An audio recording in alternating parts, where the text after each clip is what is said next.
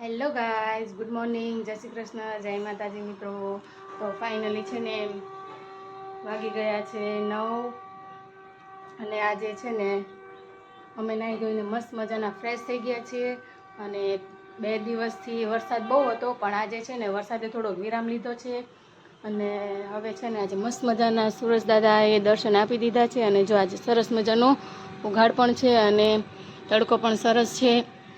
તો આજે સૌથી પહેલું કામ એ કરવાનું છે કે 2 દિવસથી કપડાં ધોયેલા હતા પણ તે સુકાઈ ગયેલા છે, પણ થોડાક ભેજને લીધે ઠંડા છે ને, તો એને સૌથી પહેલાં તડકે નાખવાના છે.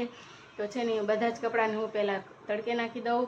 અને ઘરનું બધું કામ પણ કરવાનું બાકી છે, તો હું પહેલાં ઘરનું કામ કરી નાખીશ. અને આજે મસ્ત મજાના સૂરજ દાદા દર્શન દઈ દીધા છે અને તડકો પણ સરસ છે. તો સૌથી પહેલાં તો હું કામ કરીશ કે જે પહેલાં કપડાં છે ને એને હું પહેલાં તડકે નાખી દઉં. કાલના બધા જ કપડાને છે ને જો મેં તડકે સૂકવી દીધા છે અને તડકો પણ બહુ જ સરસ છે. વાગી ગયા છે 11:30 અને અત્યારે બધું જ ઘરનું કામ મેં કમ્પ્લીટ કરી નાખ્યું છે. મસ્ત એકદમ ઘર ક્લીન કરી નાખ્યું છે, કેમ કે આજે છે ને ઘરકામમાં થોડુંક મોડું થઈ ગયું છે. આજે સવારે છે ને સ્મશાન યાત્રામાં ગયા હતા ને, તો આજે ઘરકામમાં થોડુંક લેટ થઈ ગયું છે. અને બસ હું અત્યારે જ ફ્રી થઈ છું અને ઘરનું કામ પણ અત્યારે જ પૂરું કર્યું છે. અને હવે રસોઈ બનાવવાનો ટાઈમ થઈ ગયો છે. તો છે ને આજે બનાવવાનું છે ચોળીનું શાક. તો ચોળી ફોલવાની પણ બાકી છે ને, 11:30 થઈ ગયા છે. તો હું છે ને સૌથી પહેલાં તો ચોળી ફોલી નાખું. જો જમવામાં છે શાક, સલાડ, રોટલી, છાશ.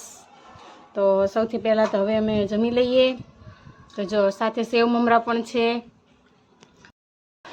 વાગી ગયા છે 1:30, એટલે કે 1:30 વાગી ગયો છે. અને હું છે ને મારી બહેનના ઘરે આવી ગઈ છું. મારી બેનના મોટા સાસુ સ્વર્ગલોક પામ્યા છે, તો થોડું ઘરનું કામ હતું, તો જો હું એના ઘરે પહોંચી ગઈ છું. તો ફાઇનલી છે ને એના ઘરે પહોંચી ગઈ છું અને થોડું એના ઘરનું કામ છે. તો સૌથી પહેલાં તો હું ઘરનું થોડું કામ પતાવી દઉં. પછી છે ને બહુ જ મસ્ત વાતાવરણ હતું અને વરસાદ પણ ન હતો, બહુ સરસ તડકો હતો. તો હું અને મારી બેન છે ને અમે બંને શોપિંગ માટે ગયા હતા. આમ તો જો કે દિવાળીની શોપિંગ તો અમે પહેલાં જ કરી લીધી હતી, નવી સાડીની બધી. પરંતુ છે ને બેસણાની સાડી લેવાની બાકી હતી, તો અમે બંને બહેનો બેસણાની શોપિંગ કરવા ગયા હતા. તો જો અમે બંને બહેને છે ને સાડી લીધી છે, એક હેવી ચિકનમાં છે અને એક લૂઝમાં સાડી છે. તો એ બંનેને ફોલ ફિટિંગ કરવાનું છે. તો છે ને ફોલ ફિટિંગનું મશીન છે ને મારા ઘરે છે, તો મારે બંને સાડીને ફોલ ફિટિંગ કરવાનું છે. ત્યાં તો સાંજ થઈ જશે અને રસોઈ પણ બનાવવાનો ટાઈમ થઈ જશે. તો હવે છે ને મળશું મારા નેક્સ્ટ વિડીયોમાં.